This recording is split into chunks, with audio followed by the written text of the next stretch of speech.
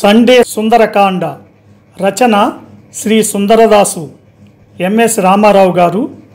ట్రాక్పై గానం గాన కళారత్న శ్రీ వెంపటి సత్యనారాయణ తెనాలి. వ్యాఖ్యానం విశ్లేషణ సహజ కవి డాక్టర్ అయినాల మల్లేశ్వరరావు తెనాలి.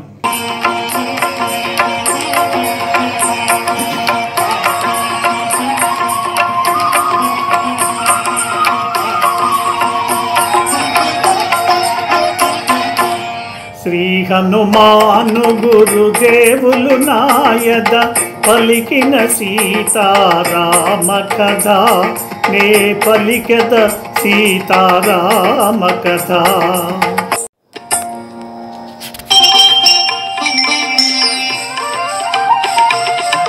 విరితేనియలు గ్రోలు బృంగములు విందారగసేయు జంకారములు, లేచి ఉరాకుల మొసపు కోయిలలు పంచమాస్వరముల పలికే పాటలు, పురులు విప్పి నాట్యమాడు నెమళులు, కిలకిలలాడే పక్షుల గుంపులు, సుందరమైన అశోకవనమున మారుతి వెదకెను సీతను కనుగొన.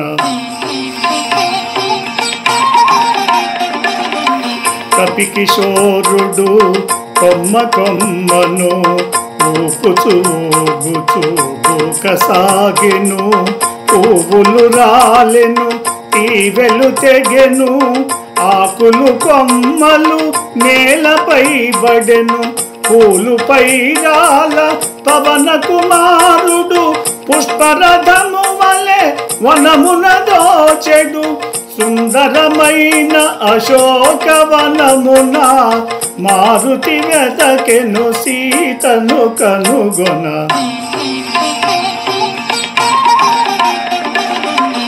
పువ్వులనిన పుతీవియలనిన జానకికెంతో మనసౌనని, పద్మపత్రముల పద్మాక్షుని గణ పద్మాకరముల కొంత చేరునని, అన్ని రీతుల అనువైనదని అశోకవని సీతయుండునని, శోభిల్లు శుంశుపాతరు శాఖలపై మారుతి కూర్చొని కలయదూచెను.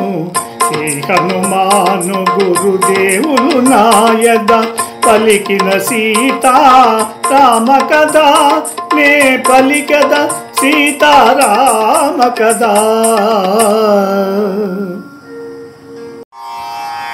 లంకానగరంలో సీతామాతకై వెతుకుచున్న హనుమంతునికి అల్లంత దూరంలో అశోకవనం కనిపించింది.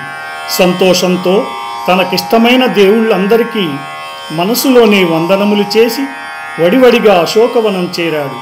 ఆ వనంలో పూల తేలియలను గ్రోలుచున్న తుమ్మెదలు, వీణుల విందు చేసే ఝంకారనాదములు, లేత చిగుళ్లను కొసరి కొసరి తినుచున్న కోయిలలు, సుశ్రావ్యంగా సుమధురంగా పంచమస్వరాలను పలికించే కమ్మని పాటలు, పురులు విప్పి నాట్యం చేసే నెమళ్ళు, కిలకిలారవములు చేసే పక్షుల గుంపులు మొదలైన వాటితో కన్నుల విందైన అశోకవనంలో సీతమ్మ జాటకై వెదికాడు హనుమంతుడు.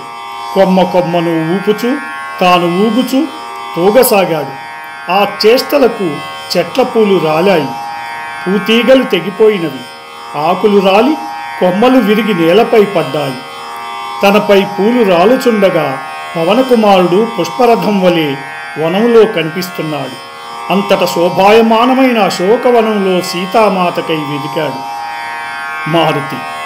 అందమైన పూలన్నా పూల తీగలన్నా జానకీమాతకు ఎంతో ఇష్టమని, పద్మముల వంటి కన్నులు కలిగిన శ్రీరామచంద్రుడు పద్మాలు ఉండే తావులకు చేరునని, అలాంటి తావులున్న అశోకవనంలో సీతమ్మ తల్లి తప్పక ఉంటుందని, ఇది అన్ని విధాలా అనువైనదని అనుకొనుచు శోభాయమానంగా అలరారుచున్న ఓ కలప చెట్టు కొమ్మపై కూర్చొని చుట్టూ కలయ చూశాడు వాయునందనుడు.